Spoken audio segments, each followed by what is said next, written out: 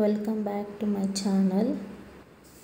ಇವತ್ತು ನಾನು ಬಾರ್ಡರ್ ಡಿಸೈನ್ನ ಮಾಡೋದು ಹೇಳ್ಕೊಡ್ತೀನಿ. ಇದಕ್ಕೆ ನಾನು ಯೂಸ್ ಮಾಡ್ತಿರೋದು 2 ಸ್ಟಿಚ್ಚು, ಒಂದು ಲೇಸಿ ಡೇಸಿ, ಇನ್ನೊಂದು back stitch or stem stitch ಅಂತ ಕರೀತಾರೆ. ನೋಡಿ, ನಾನು ಸಿಂಪಲ್ಲಾಗಿ ಒಂದು ಪೆನ್ಸಿಲ್ ಸ್ಕೇಲ್ ಯೂಸ್ ಮಾಡಿಕೊಂಡು ಒಂದು ಬಾರ್ಡರ್ ಡಿಸೈನ್ ಮಾಡ್ಕೊಂಡಿದ್ದೀನಿ. ಕೆಳಗಡೆಯಿಂದ ತಗೊಂಡು ಸೂಜಿನ ಹಿಂದೆಗಡೆಯಿಂದ ತಗೊಂಡು ಅದ್ರ ಮೇಲೆ ದಾರನ ಹಾಕಿ ಮತ್ತು ಒಳಗಡೆ ಹಾಕೋ ಸ್ವಲ್ಪ ಲೂಸಾಗಿ ಹಾಕಬೇಕು ಇದನ್ನು, ಇಲ್ಲಾಂದರೆ ಆ ಡಿಸೈನು ಟೈಟಾಗಿ ಎಳೆದ್ರೆ ಅದು ಮಧ್ಯದಲ್ಲಿ ಸ್ಪೇಸ್ ನಿಮಗೆ ಬರಲ್ಲ. ನೋಡಿ, ನಿಧಾನಕ್ಕೆ ಎಳ್ಕೋಬೇಕು. ನೀಡಲ್ನ ಅದರ ಹಿಂದೆಗಡೆಯಿಂದ ಒಳಗಡೆಗೆ ಹಾಕ್ಕೊಂಡು ಮತ್ತೆ ಪಕ್ಕದಲ್ಲಿರೋದಕ್ಕೆ ಹಾಕೋತಾ ಇದ್ದೀನಿ. ನೋಡಿ, ಇವಾಗ ದಾರ ಸರಿ ಮಾಡಿಕೊಂಡು ಕೆಳಗಡೆಯಿಂದ ಆ ಡಿಸೈನ್ ಟಿಪ್ಪಿಗೆ ಎಳ್ಕೊಳ್ಳೋದು, ದಾರದ ಒಳಗಡೆ ಬರಬೇಕು. ಇವಾಗ ಮತ್ತೆ ಒಳಗೆ ಹಾಕ್ಕೋಬೇಕು. ಇದೇ ಥರ ನಾನು ಬರ್ಕೊಂಡಿರೋದು. ನೀವು ಟ್ರೇಸ್ ಮಾಡ್ಕೊಂಡಾದರೂ ಮಾಡ್ಕೋಬೋದು, ಇಲ್ಲ ಫ್ರೀ ಹ್ಯಾಂಡ್ ಆದರೂ ಮಾಡ್ಕೋಬೋದು.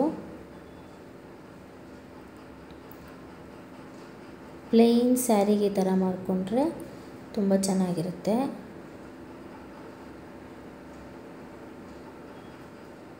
ಮತ್ತು ಹ್ಯಾಂಡ್ ಎಂಬ್ರಾಯ್ಡ್ರಿ ಅಡ್ವಾಂಟೇಜಸ್ ಏನಂದರೆ, ಇವಾಗ ನಿಮಗೆ ಎಲ್ಲಾದರೂ ಸ್ಯಾರಿ ಸಿಗಾಕೊಂಡು ಎಳ್ಕೊಂಡ್ರೆ, ಮಿಷಿನ್ ಆದರೆ ಎಂಬ್ರಾಯ್ಡ್ರಿ ಆದರೆ ಒಂದು ಕಡೆ ಬಂದರೆ ಫುಲ್ ಇಡೀ ಡ್ರೆಸ್ದು ಸ್ಯಾರಿದು ಫುಲ್ ಸ್ಟಿಚಸ್ ಬರುತ್ತೆ. ಆದರೆ ಹ್ಯಾಂಡ್ ಎಂಬ್ರಾಯ್ಡ್ರಿ ಅದು ಹಂಗಲ್ಲ. ಯಾಕಂದರೆ ನಾವು ಪ್ರತಿ ಒಂದು ಫ್ಲವರ್ ಆದಮೇಲೂ ಅದಕ್ಕೆ ಹಿಂದೆಗಡೆ ನೀಟಾಗಿ ಟೈಟಾಗಿ ನಾಟ್ ಹಾಕಿರ್ತೀವಿ. ಅದಕ್ಕೆ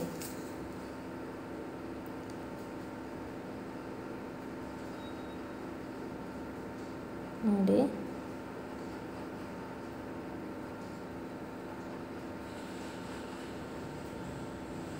ನಿಧಾನಕ್ಕೆ ಮಾಡ್ಕೋಬೇಕು.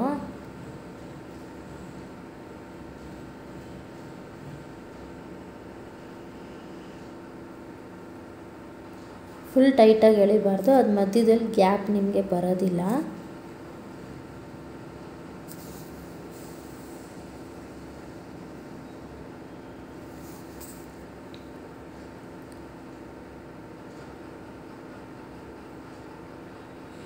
ನೋಡಿ, ಇದು ಕಂಪ್ಲೀಟ್ ಆಯಿತು.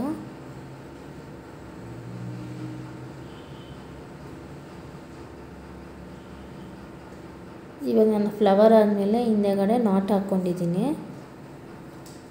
ಇಲ್ಲ ಅಕಸ್ಮಾತ್ ಅದು ಒಂದು ಕಿತ್ಕೊಂಬಂದರೆ ಅಷ್ಟು ಮಾತ್ರ ಕಿತ್ತೋಗುತ್ತೆ, ಇಲ್ಲ ಅಂದರೆ ಎಲ್ಲ ಇಳ್ಕೊಳ್ಳುತ್ತೆ. ಇವಾಗ ನಾನು ಬಡ್ಸ್ ಥರ ಮಾಡಿದ್ದೀನಲ್ಲ 3, ಅದನ್ನು ಮಾಡ್ಕೋತಾ ಇದ್ದೀನಿ. ಇವಾಗ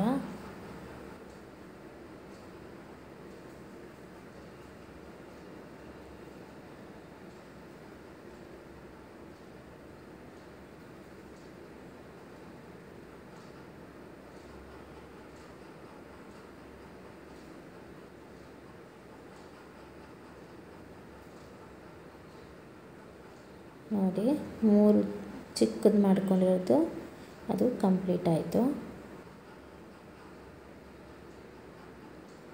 ನೋಡಿ, ಇವಾಗೆಲ್ಲ ಆದಮೇಲೆ ನಾನು ಬಳ್ಳಿ ಹಾಕೋತಾ ಇದ್ದೀನಿ. ಅದಕ್ಕೆ ನಾನು ಯೂಸ್ ಮಾಡ್ತಿರೋದು back stitch or stem stitch, ಏನು ಬೇಕಾದ್ರೂ ಕರಿಬೋದು. ಮತ್ತು ಮುಂದೆಗಡೆಯಿಂದ ಎಲ್ಲಿ ಎಂಡ್ ಆಗಿರುತ್ತೋ ಆ ಹೋಲಿಗೆ, ಮತ್ತು ಸ್ವಲ್ಪ ಮುಂದೆಯಿಂದ ಆ ದಾರ ಹಿಂದೆಗಡೆ ದಾರ ಎಲ್ಲಿ ಎಂಡಾಗಿರುತ್ತೋ ಅದೇ ಥರ ಡಿಸೈನ್ ಮೇಲೆ ನಿಧಾನಕ್ಕೆ ಆದಷ್ಟು ಮೆಷರ್ಮೆಂಟ್ ಒಂದೇ ಬರೋಂಗೆ ಟ್ರೈ ಮಾಡಿ. ಇಲ್ಲಾಂದರೆ ಒಂದು ದೊಡ್ಡದು ಒಂದು ಚಿಕ್ಕದಾದರೆ ಚೆನ್ನಾಗಿ ಕಾಣಲ್ಲ.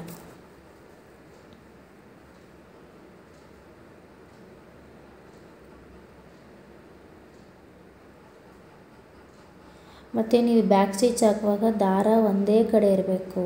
ಇವಾಗ ನೋಡಿ, ನಾನು ಎಲ್ಲ ದಾರನೂ ಲೆಫ್ಟ್ ಸೈಡ್ಗೇ ಎಳ್ಕೊತಾ ಇದ್ದೀನಿ ಒಂದೊಂದು ಸಲ ಹಾಕ್ಕೊಳ್ಬೇಕಾದ್ರೂ. ಏಕೆಂದರೆ ಆ ಕಡೆ ಈ ಕಡೆ ಆದರೆ ಸ್ಟಿಚ್ಚು ನೀಟಾಗಿ ಬರಲ್ಲ.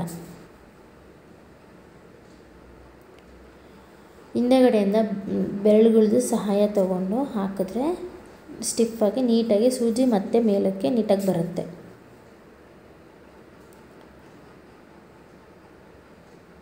ಪೇಷನ್ಸಿಂದ ನಿಧಾನಕ್ಕೆ ಮಾಡಬೇಕು.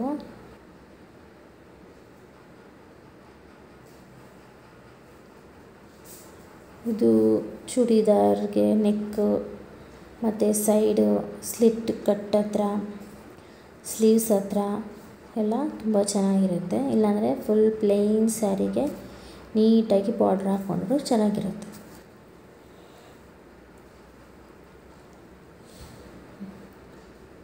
ನೋಡಿ ನೀಟಾಗಿ ಆ ಡಿಸೈನಲ್ಲೇ ಬಂತು. ಶೇಪು ನಿಮಗೆ ಸ್ಟೆಮ್ ಥರ ಬಂದಿದೆ. ನೀವು ದಾರ ಮಾತ್ರ ಲೆಫ್ಟ್ ಸೈಡ್ಗೆ ಇಟ್ಕೋಬೇಕು. ಒಂದು ಸಲ ರೈಟ್ ಸೈಡ್ ಒಂದು ಸಲ ಲೆಫ್ಟ್ ಸೈಡ್ ಮಾಡಿದ್ರೆ ಡಿಸೈನ್ ಕೆಟ್ಟೋಗುತ್ತೆ, ಚೆನ್ನಾಗಿ ಬರಲ್ಲ.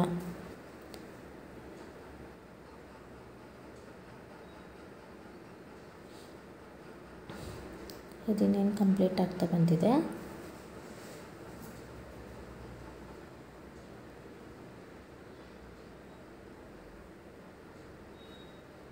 ನೀಡನ್ನು ಲಾಸ್ಟಿಗೆ ಒಳಗಡೆ ಹಾಕಿ ಹಿಂದೆಗಡೆಯಿಂದ ನಾಟ್ ಹಾಕಬೇಕು.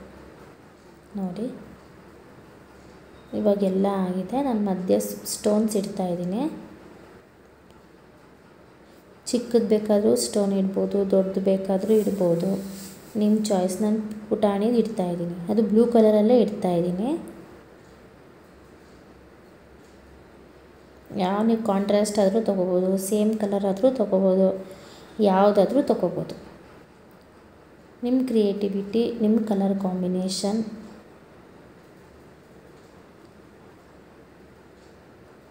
ನಿಮ್ಗೆ ಯಾವ ಥರ ಬೇಕೋ ಆ ಥರ ಯೂನಿಕ್ಕಾಗಿ ಮಾಡ್ಕೋಬೋದು. ನಾನು ಇವಾಗ ಬಡ್ ಥರ ಮಾಡಿದ್ನಲ್ಲ 3, ಅದ್ರ ಮಧ್ಯೆ ಒಂದೊಂದು ಸ್ಟೋನ್ ಇಡ್ತೀನಿ.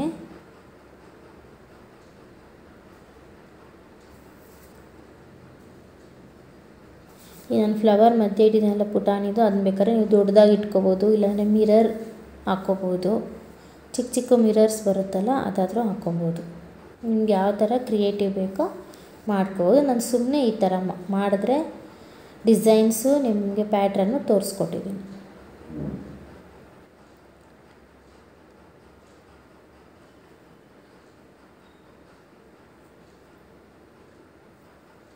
ನೋಡಿ ಇವಾಗ ಕಂಪ್ಲೀಟಾಗಿದೆ. ಈ ಥರ ಕಾಣ್ತಾ ಇದೆ. ಸ್ಯಾರಿಗೆ ಡ್ರೆಸ್ಗೆ ಮಾಡಿಕೊಂಡ್ರೆ ಇನ್ನೂ ಚೆನ್ನಾಗಿ ಕಾಣುತ್ತೆ.